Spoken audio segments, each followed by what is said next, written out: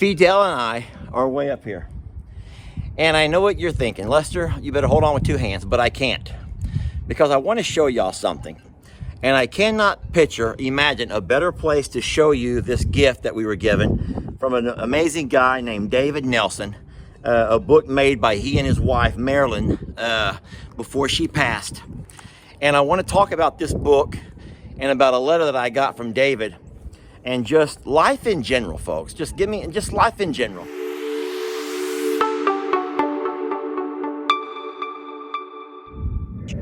And I want to read y'all a piece of this letter this fella sent me. David Nelson's his name.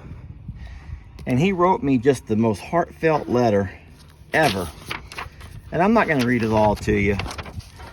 But I want to read a snippet. Dear Lester and Jamie, I have wanted to write you a letter for quite a while. And after watching your video about Okie Dokie, I feel that it's my duty to make you aware of the effect you're having on the people that follow your page and watch your videos. Sadly, I can only talk about the experience from my perspective, but I'm pretty confident that I'm not the only one that feels this way. So he goes on to talk about 2 years ago he lost his wife, and he found himself at a really, really lousy place, folks. A really lousy place. And he talked a little bit about his wife and her passions. And she loved photographing barns. Now, these guys live in Erie, Pennsylvania. And what they would do, you know, on their weekends off, whenever they had free time, is they'd travel around and take photographs of barns. But even at the height of this barn, and to me, just the size of it, guys, in all honesty, this thing that we're building right now, as magnificent as I feel like it is, it pales in comparison to some of the barns that I'm looking at in this book. You know, not too long ago, because I have some writing skills. I was asked to help write an obituary for a guy I had worked with for years. And so, you know, I do what everybody does when they begin to write. I begin to think of all of these qualities that I remember about this person, and I begin to put them onto paper.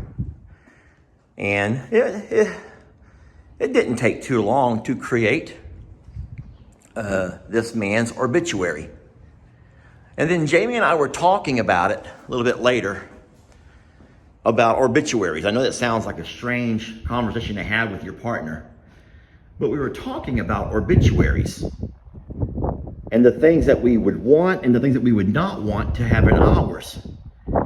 And so then when I got this book, I had this idea. It just kind of, more of a revelation that came to me. I'll tell you about it. So it's quite a windy day, and so I've moved the video inside of our Biggs barn. Not our big barn, but our Biggs barn, meaning the animals with the long legs, our big animals, our Biggs barn. And I want to take Marilyn's product here, and I want to create an obituary for her, based on what I know about her from what she left behind. Folks, I bet you that Marilyn was the kind of lady who preferred the road less traveled. You know what I mean by that expression. You've all heard that poem where you come to a Y in the road, and whereas most folks take the route that's mostly traveled, I bet you that Marilyn was the kind of lady that preferred to take the road less traveled.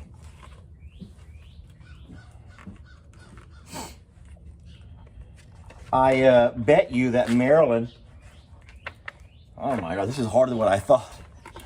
I should be able to do this. I teach school. However, I don't teach elementary kids where I have to hold up books like this. I bet you that Marilyn had a very unique perspective on things. You can see that in the different angles that she chose to photograph these barns. In the forward, it was cute. It actually talked about how many times people would not allow Marilyn and her husband onto their property. A lot of folks just don't want people walking around taking pictures of their stuff. And so it said that many times Marilyn and David would have to take pictures from a distance from the road. And what's neat about this is that these two found a way to, they had a perspective that they saw things from different perspectives, even from a distance, and they could still see beauty and stuff like this. In saying so, if you notice these barns, all of them are old and weathered. And it said that most of these farms here, these barns, are over 100 years old. And so what I think in saying that is that Marilyn and David, her husband, have an appreciation for things that are weathered. They don't need new. I bet they're not very materialistic. Now listen, folks, I've never met her. I don't know David from the next guy. But just from the product that they've left behind in this earth, I can tell you that they were probably not materialistic people the way a lot of us are. Because they find beauty in things that most folks would not ever turn and give a second look. And what's neat is they also have an appreciation for the weathering, because these folks over here who took a picture of this old weathered barn, whereas a lot of folks would have taken this same thing and says, no, it has a hole in the roof. It's just like us in life. We all come with our own holes in our roofs. We all have our own weathering.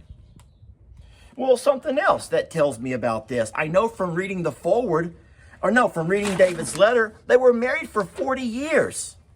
And so what relationship has not had to deal with some weathering? And persistence. I bet you that Marilyn was persistent. Think about this for a minute. When they told her, no, you're not allowed to come onto our property, she still found a way to get what she wanted. It may have been a little bit more work having to be so far off the road or so far from the farm, but she was persistent in getting what she wanted. She had a never give up attitude, if you will. And I know a lot of us share in that.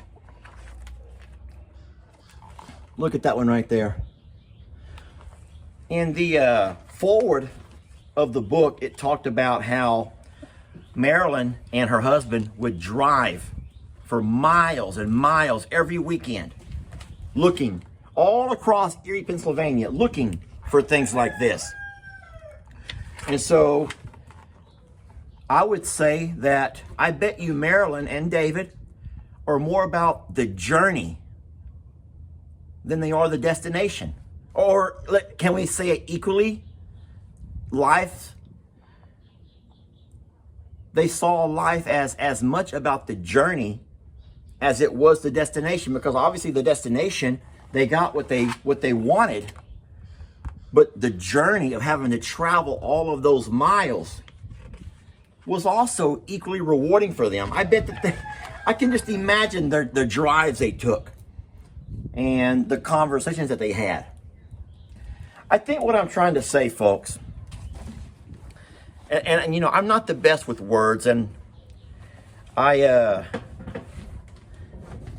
can feel myself getting a bit emotional here, and I think that y'all are okay with that.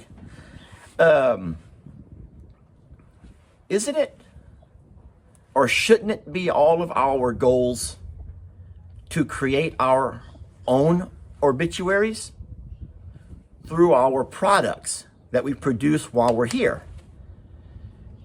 Wouldn't we rather be able to let people know who we were and what we represented and what we stood for through our products, instead of having someone who knows how to write sit there and tell the world all these amazing things about us. I mean, think about it for a minute. If you're a generous person, you don't have to have someone put that in your obituary. So-and-so was generous. Because you know why? Because the people who you were generous to are going to already know that. And those that you were not, doesn't matter. Was a loving mother, a loving father, a devoted husband.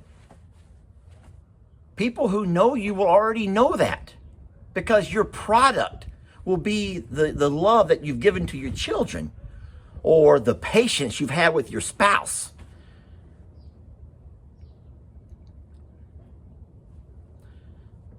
Didn't mean to get all philosophical.